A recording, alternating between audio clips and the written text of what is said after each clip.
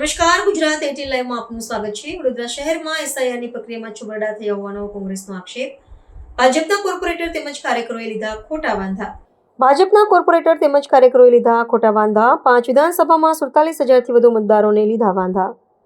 જિલ્લા ચૂંટણી અધિકારી કલેક્ટરને વારંવાર લેખિત રજૂઆત તેમજ આવેદન આપ્યા બાદ કોઈ કાર્યવાહી નહીં। ખોટા વાંધા લેનાર સામે પણ કોઈ કાર્યવાહી કરાઈ નથી। સાચો મતદાર હોવા છતાં વાંધા ઉઠાવવામાં આવ્યા છે। ખોટા વાંધા લેનાર સામે રાષ્ટ્રદ્રોહનો ગુનો નોંધવા માંગ। આવનાર દિવસોમાં કોંગ્રેસની ઉગ્ર આંદોલનની ચીમકી। ઓપરેશન સરકાર ચોરી એટલે કેવી રીતે ભાજપ અલગ અલગ રાજ્યોમાં સરકાર બનાવી અને વોટની ચોરી કરીને સત્તામાં આવ્યા અને એવું સેમ વસ્તુ આ લોકો હવે ગુજરાતમાં અને વડોદરામાં કરવા જઈ રહ્યા છે ત્યારે અમે એમનો પર્દાફાશ કર્યો છે।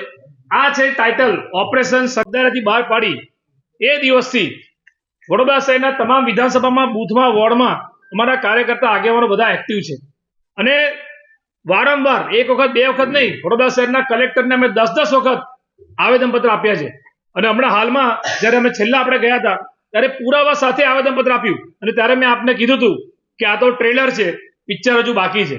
તો એ પિક્ચર અમે આજે રજૂ કરીએ છીએ કે એ દિવસે તો અમે માત્ર એક વડોદરા સિટી વિધાનસભાનું નેક્સ્ટ મારફતે આખા વડોદરા શહેરની જે 5 વિધાનસભા છે એમાં 46,266 મતની સુયોજિત ચોરી કરવામાં આવી। પ્રી પ્લાન કરીને આખું આયોજન કર્યું કે કેવી રીતે વોટોની ચોરી કરવી, કેવી રીતે મતદારોનું નામ ડિલીટ કરવા, એનું આખું જે આ લોકોએ સુયોજિત કાવતરું ઘડ્યું એનું એ આ લોકશાહી પર હુમલો છે અને એના પુરાવા તમે એમને આપીએ છીએ। હું તમને વિધાનસભાના આંકડા વાઇઝ આપું છું।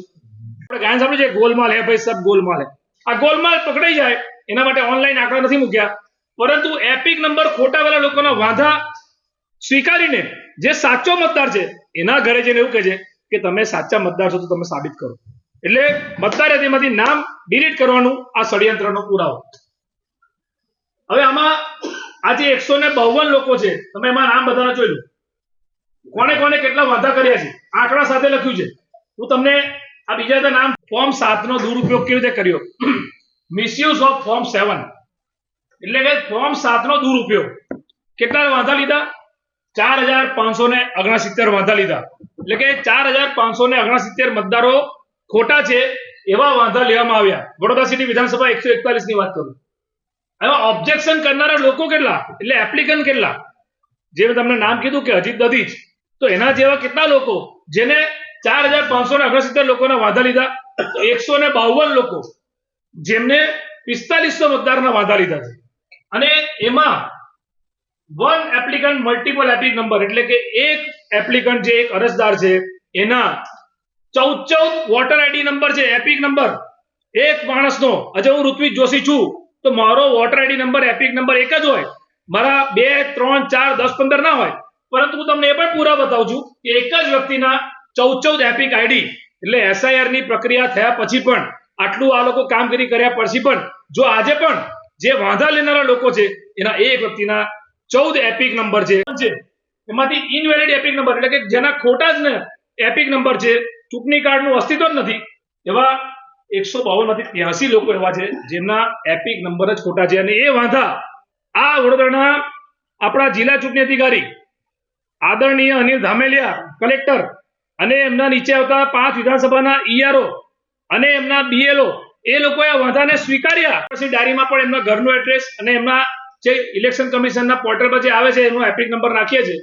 તો એમને જે વાંધો લીધો છે, એક બેનનો વાંધો લીધો અને એ બેનનું નામ છે કુલસુમ બાનુ। વાંધો લેનાર કોણ છે? Serial number 524, applicant name Ajit Dadhich. એટલે અમારી જાણકારી મુજબ તો હું તો એક જ અજીત દધીચને જાણું છું અને ભાજપના કોર્પોરેટર છે 4 નંબરનો। આ એનો એપિક આઈડી નંબર છે। આ તમે એપિક આઈડી નંબર નાખશો તેમાં આ જ નામ આવે છે।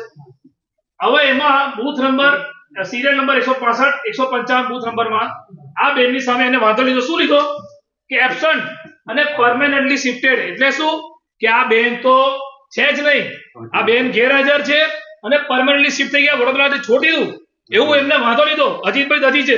હવે હકીકત શું છે તમે આ બેન જે બોલે છે સાંભળો। મેં તમને અગાઉ એની વાત કરી છે, એનું ગુજરાતી ફોર્મ છે મારી પાસે।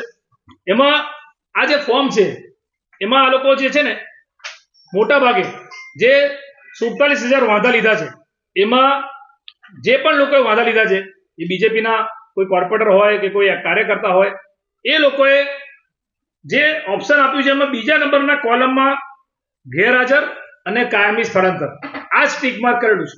એનો પુરાવો મારી પાસે છે અને એ વ્યક્તિના નામનો પુરાવો છે, પણ એ હું કલેક્ટરને રૂબરૂમાં આપવાનો છું. તૈયાર હો, મારી પાસે પુરાવાનું ફોર્મ પણ છે, એને નીચે અંદર સહી પણ કરેલી છે. એ બધું આપણી પાસે છે. એટલે આ નેક્સ્ટ કરી દે. આ ડિક્લેરેશન છે ફોર્મ 7નું, જેમાં આપણે જે એકરારનામું કરીએ છીએ. ડિક્લેરેશનમાં શું હોય? સોગંદનામું શું હોય? પણ મેં તમને કીધું કે ભાઈ અજીત દધીચ 122, અક્ષ વાઘેલા 30, અમિત સોલંકી 314, જે મેં તમને પહેલા આખું બતાવ્યું સ્ટાર્ટિંગમાં, એ આવી ગયું. આ એમાંનો બીજો પુરાવો પહેલા આવ્યો દેવેશ પટેલ, જેની પાસે 25 એપિક આઈડી છે, જેને 80 લોકોના વધારી લીધા. બીજા આયા સીએમ માછી, જેની પાસે 20 એપિક આઈડી છે, જેને 41 લોકોના વધારી લીધા. એટલે 80 ને 41 થયા 121 મતદારો જે સાચા છે. એની સામે આ લોકો ઇલેક્શન કમિશન એમને કહે છે કે તમે પુરાવા આપો, જ્યારે ખોટો વ્યક્તિ આ છે.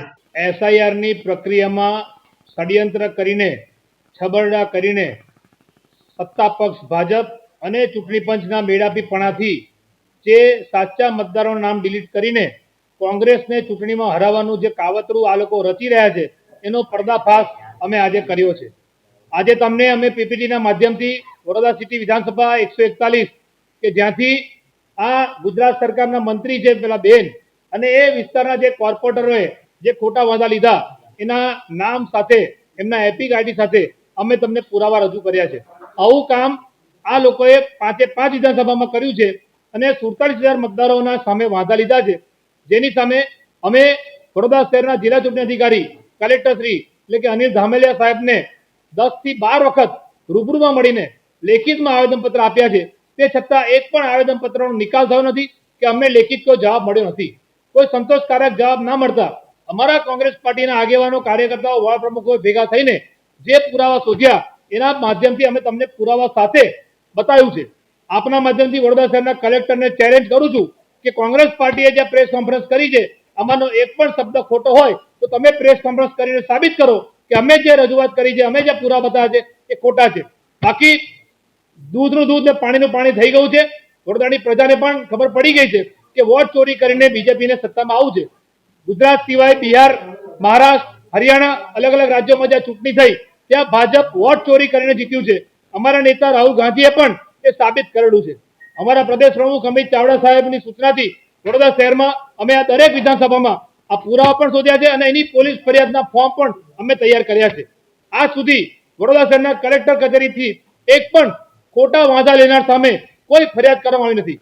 નિયમ મુજબ તો 1 વર્ષની જેલની સજા અને 1 લાખ રૂપિયાનો દંડની જોગવાઈ છે. કોંગ્રેસ પાર્ટીની માંગણી છે કે આ જે પણ લોકો છે, ગમે તે મોટી ચમરબંધી હોય, ગમે તે લોકો બીજેપીનો નેતા કે કોર્પોરેટર હોય, એની સામે જો એને ખોટો વાંધો રજૂ કર્યો હોય તો એની સામે રાષ્ટ્રદ્રોહનો ગુનો દાખલ કરો, એ અમારી માંગણી છે. જે માટે અમે આજે આ પ્રેસ કોન્ફરન્સ કરી છે. આવનારા દિવસમાં રેલી સ્વરૂપે આ મતદારોને લઈને ફરી અમે જવાના છે, કારણ કે 10 તારીખ સુધીમાં આ વાંધાઓનું શું કરવાના છે એનું આ લોકો ડિસિઝન લેવાના છે. ત્યારે આવતીકાલે પણ અમે કોંગ્રેસ પાર્ટી કાલે પરમ દિવસે રોજે કલેક્ટર ઓફિસ પર અમે રેલી સ્વરૂપે જઈશું, મતદારોને લઈને જઈશું. એ દિવસે તમે જોયું હતું કે વડોદરા સિટી વિધાનસભાના મતદારો આવ્યા હતા. હવે અકોટા, સયાજીગંજ, રાવપુરા, માંજાપુર બધાના મતદારો અમારી સાથે આવશે, કારણ કે કોંગ્રેસ પાર્ટીએ, અમે મહાત્મા ગાંધીના વિચારવાળી પાર્ટી છે, સત્ય અહિંસાના રસ્તા પર ચાલવાવાળા લોકો છે. જે બંધારણે વોટનો અધિકાર આપ્યો છે, આજે ગરીબમાં ગરીબ માણસ હોય એ પણ એક જ વોટ આપી શકે અને કોઈ અમીર વ્યક્તિ હોય એ પણ એક જ વોટ આપી શકે. એ બંધારણના અધિકારને છીનવાનો પ્રયત્ન આ લોકો કરી રહ્યા છે, જે અમે થવા દઈએ નહીં. અને એની સામે અમે આખી આ પ્રેસ કોન્ફરન્સના માધ્યમથી આ વોટ ચોરી અને જે રીતે સરકાર ચોરી કરીને બનાવવાનું કાવતરું કરવા માંગે છે એમાં અમે આ લોકોને સફળ નહીં થવા દઈએ. કયા નેતાઓના નામ છે ભાજપના? વોર્ડ નંબર 4ના કોર્પોરેટર અજીત દધીચનું નામ આવે છે. વોર્ડ નંબર 13ના કોર્પોરેટર જાગૃતિબેન કાકાનું નામ છે. બીજા એક જ્યોતિબેન પટેલ કરીને કોઈ નામ છે. આવી રીતે આ તો અમે તમે વડોદરા સિટીને અમને હજુ તો રાવપુરા વિધાનસભાના પૂરેપૂરા ડેટા નથી આપ્યો, અકોટાનો પૂરેપૂરો ડેટા નથી આપ્યો. જે ડેટા અમને મળે છે અમારા આગેવાનો, કાર્યકર્તાઓ શોધીને અમે એમના ઘરે જઈને એ મતદારના વિડીયો તમને બતાવ્યા કે મતદાર સાચા છે, તો પણ એની સામે ઓબ્જેક્શન લેવામાં આવ્યું છે. એટલે ભાજપના રાજમાં એવું થઈ રહ્યું છે કે જગતગુરુ શંકરાચાર્ય જે સનાતન ધર્મના સૌથી મોટા ગુરુ કહેવાય, એ શંકરાચાર્યને એવું કહે છે કે તમે શંકરાચાર્ય છો, તમે સાબિત કરો. મતદારને એવું કહે છે કે તમે મતદાર છો, તમે સાબિત કરો. કાલે ઉઠીને સત્તામાં ફરી આવી હશે તો નાગરિકો જે હરતા પડતા રસ્તામાં ચાલતા નાગરિકોને એવું કહેશે કે તમે નાગરિક છો, તમે સાબિત કરો. એટલે આ જે લોકોને સત્તાનું નશોનું અભિમાન ચડ્યું છે એ અભિમાન અમે ઉતારીશું.